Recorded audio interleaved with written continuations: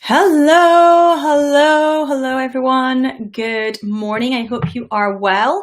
I think we are currently online now. We seem to be getting some positive looking things happening. Yes, we are sending data. Okay, good. We are online.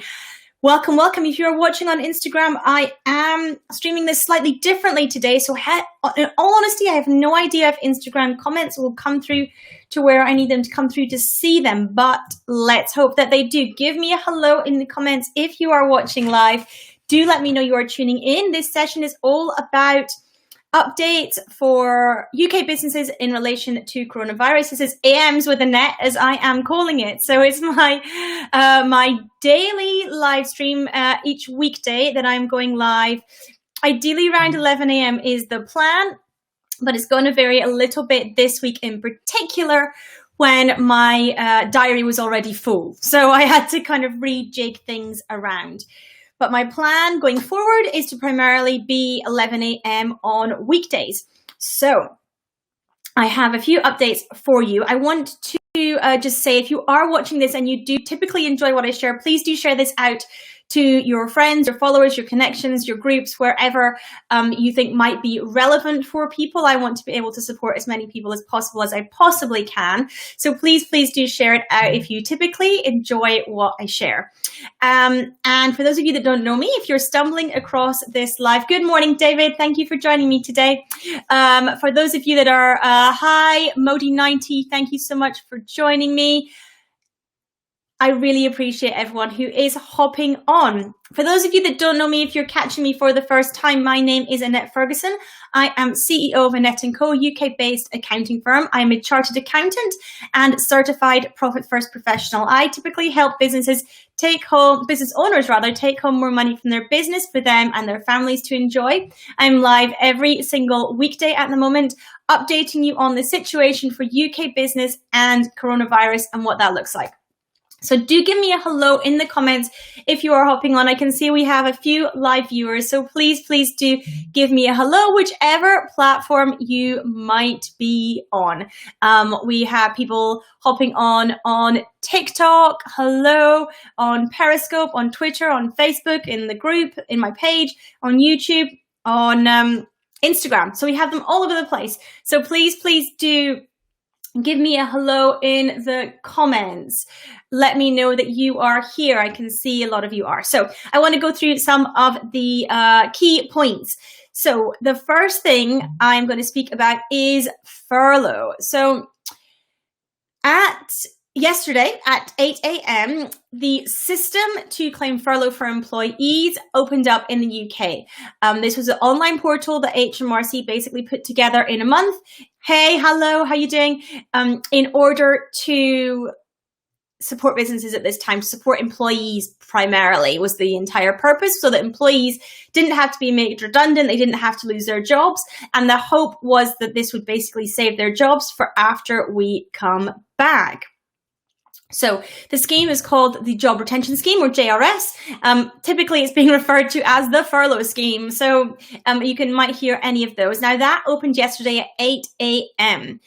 And yesterday, up until 4 p.m., there was 140,000 firms submitted their claims for over 1 million people's wages. And there was submissions in excess of £1 billion that went through yesterday, which is pretty incredible when you think about it. Now, I know that there is a huge amount of discussion about what solo directors can receive, what small business directors can receive when they're paying themselves a mixture of dividends and payroll, and not being allowed to continue to work and all that kind of thing. But we do have to accept that that's a pretty incredible amount that's gone through that system yesterday. And it is pretty amazing that those people, over 1 million people, who potentially otherwise may have been made redundant during this time, are actually going to be able to receive wages. So however we might think about our own personal situations with that, it is still a pretty incredible feat.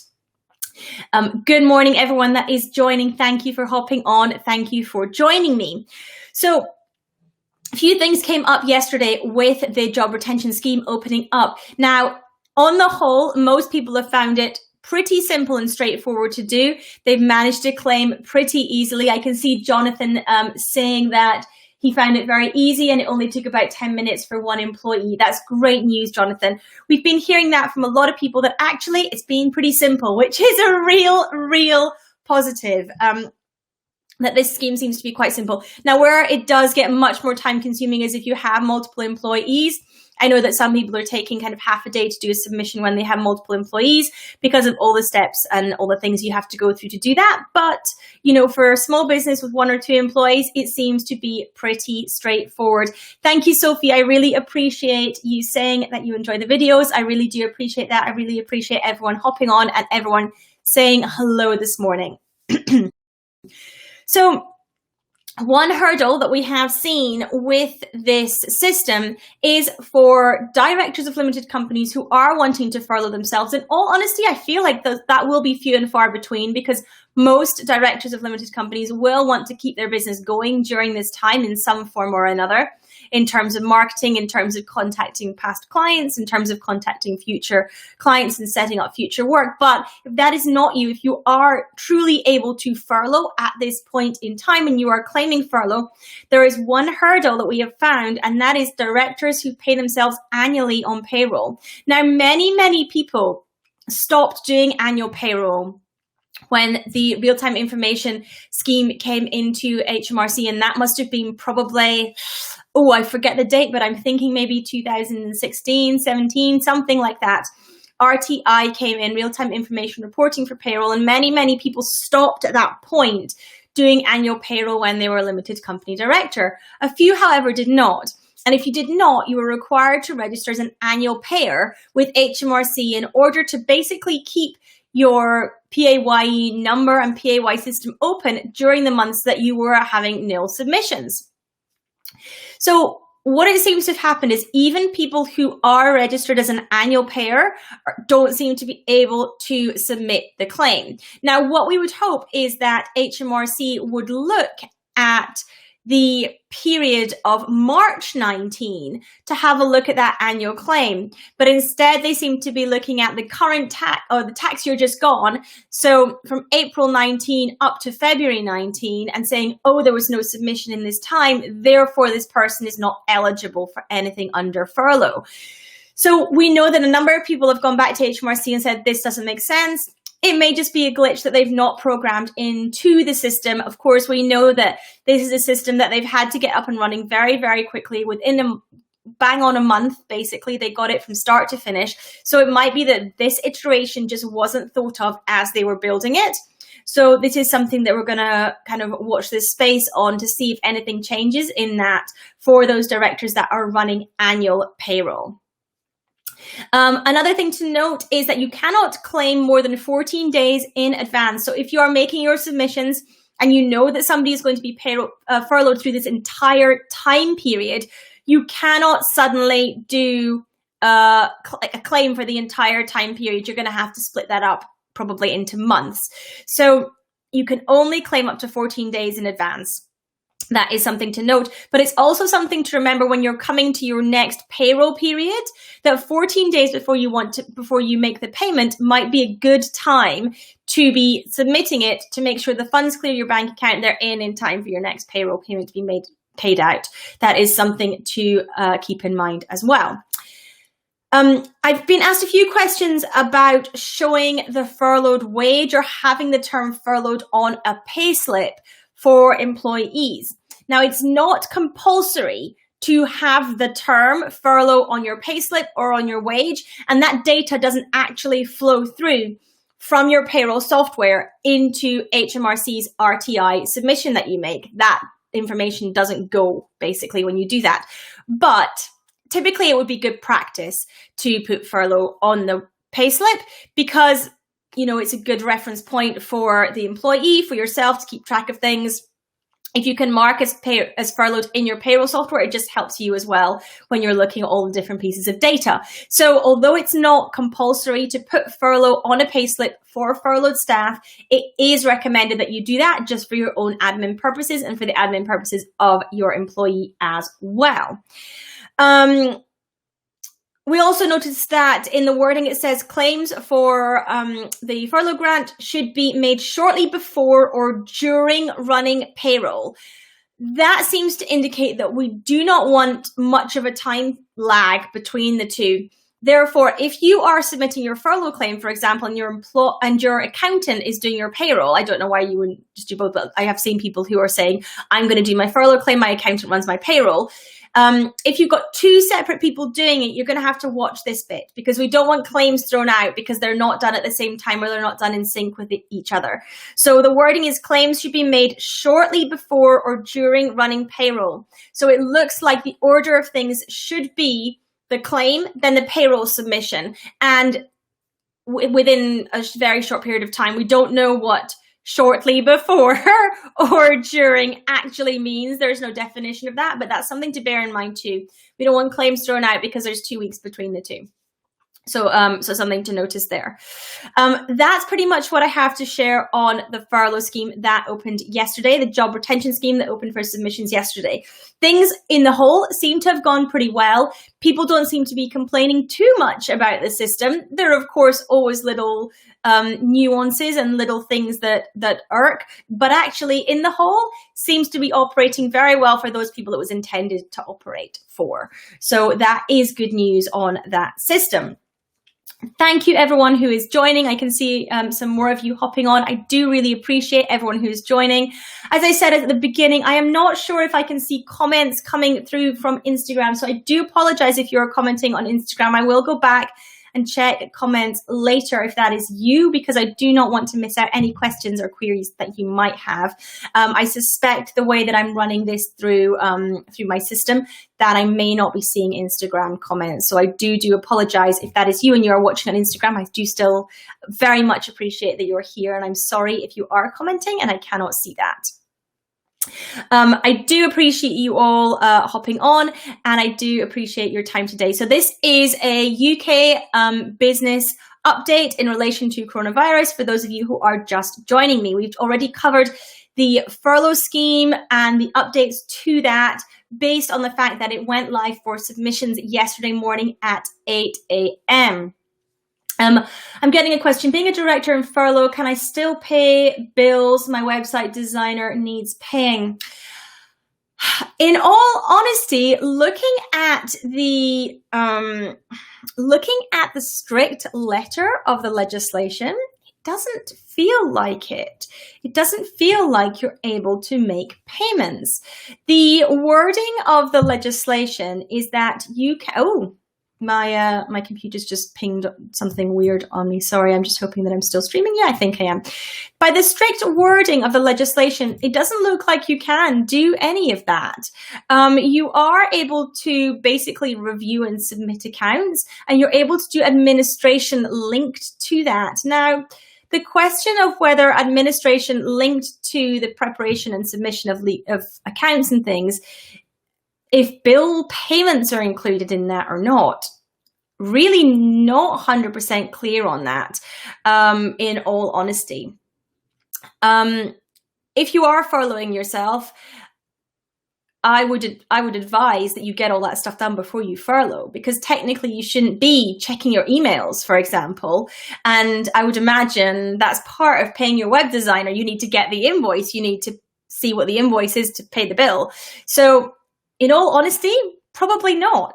If you go by the strict letter of the legislation, which I can only advise you to go by the strict letter legislation. I couldn't advise you to do anything else.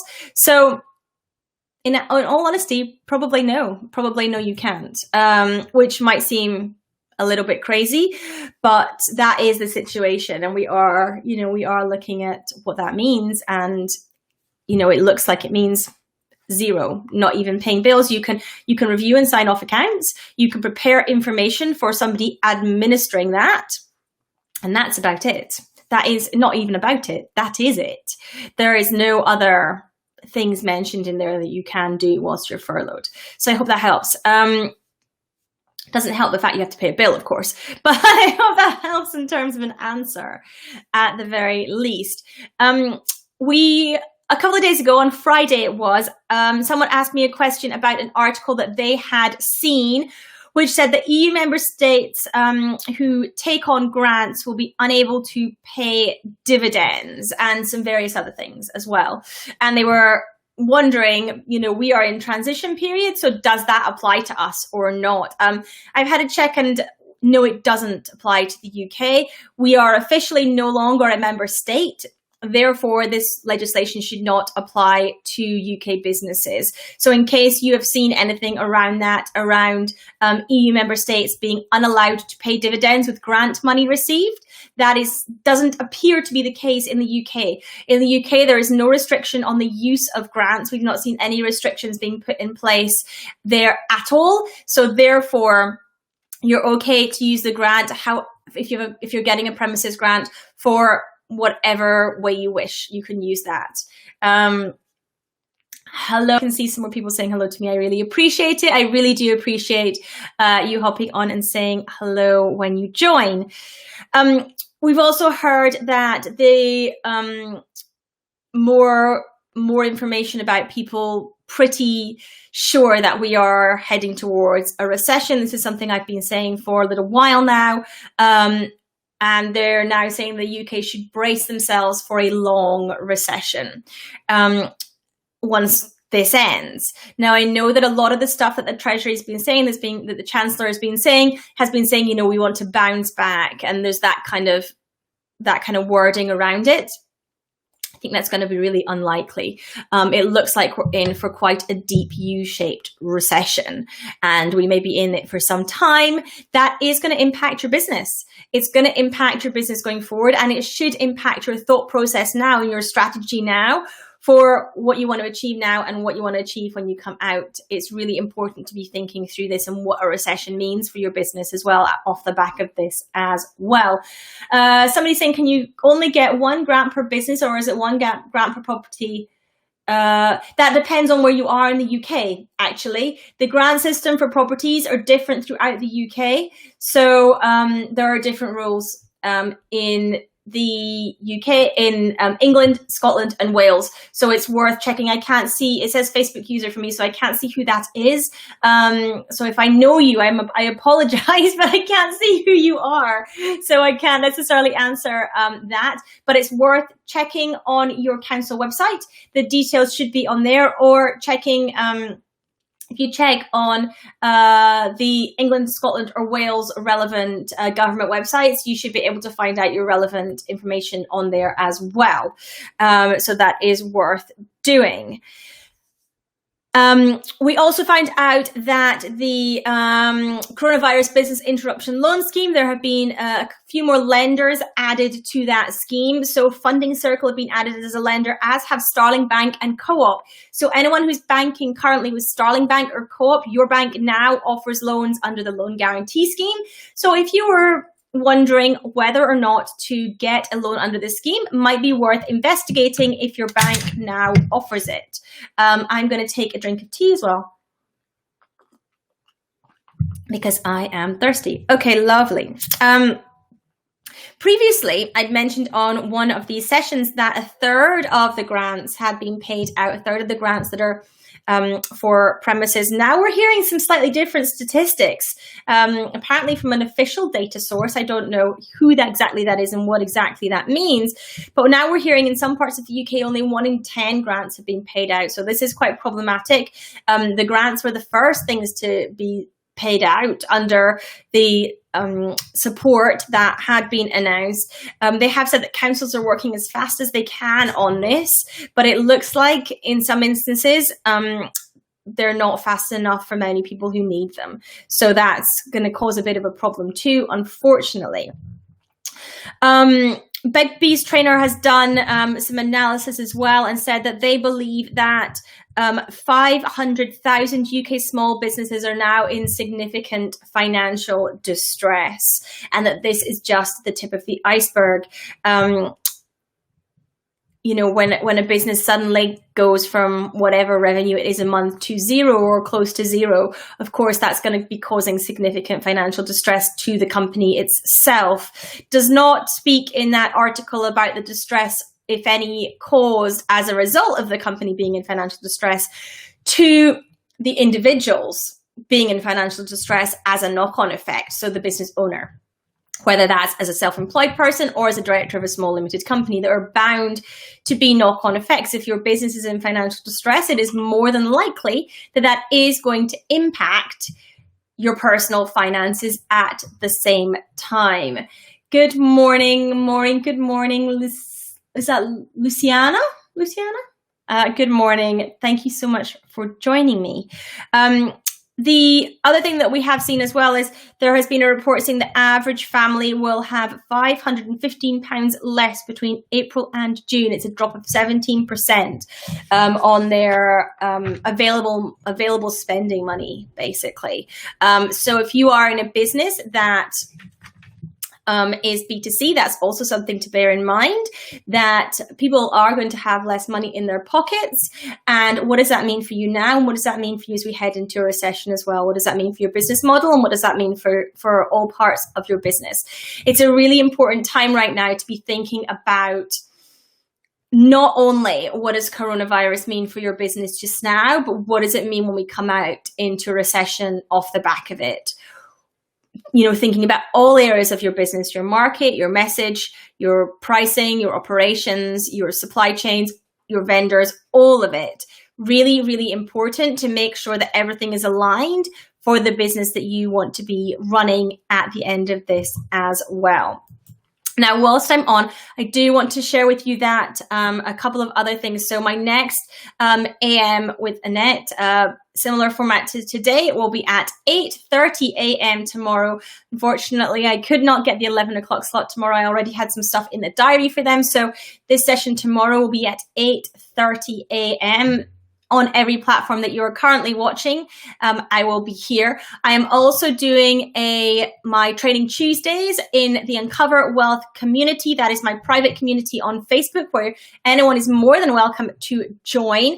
The topic for today is going to be at 1:30 p.m. UK today. The topic for today is Profit First for Personal Finances. So if you are a fan of Profit First, I highly recommend that you join. If you've never heard of Profit First, it is a book by Mike Malkowitz. I actually have a copy here, always close at hand. It's a book by Mike Malkowitz, and it is about basically cash management. So that's what I'm going to be talking about this afternoon, 1:30 p.m. in the Uncover Wealth community. You can just head to Facebook and search Uncover Wealth community in the search bar if you are not already a member. If you are not watching this in the Uncover Wealth community, which I know some of you are. So do head over there and you can join the live this afternoon, completely free to join, completely open for you when you get in there.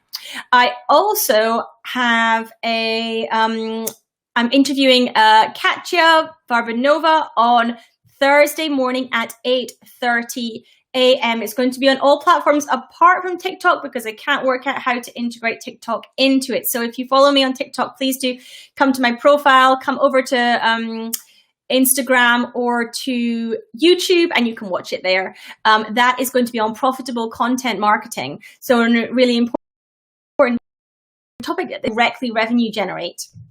So that is going to be 8:30 a.m. on Thursday, the 23rd, 8:30 a.m. As I say, 8:30 tomorrow, Wednesday, the 22nd, I will be live on all these platforms again, sharing updates once again around everything that's happening. We may have some more updates on the furlough scheme again, as more people are submitting and more people are, learning what that is about as well. So thank you for joining me today. I really, really appreciate you joining. I really appreciate coming on. Let me just check to make sure that I don't have any more questions because I want to make sure that I answer them. No, I'm not a teacher. I'm an accountant. I am not a teacher.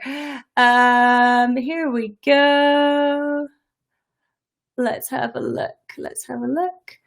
I'm just scrolling through the comments here to make sure that I have covered everything. So we have covered all the questions there, and let's just look over here to make sure that we have covered all the questions here.